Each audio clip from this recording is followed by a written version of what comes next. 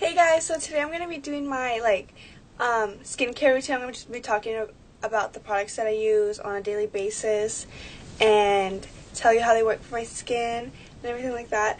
Okay, so my skin is basically normal. I used to have really oily skin back in middle school, but now my skin has gone actually dry in some places, around underneath my eyebrow and like over here, maybe the beginning of my arch of my nose. It gets dry on the winter, but at the same time I get more oily skin around my nose, my forehead a little bit.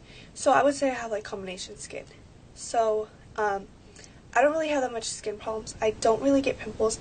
Of course I get the occasional blemish, but right now I don't really break out in a lot. I get about maybe the most 3 pimples at a time. And yeah, so I'm going to basically start from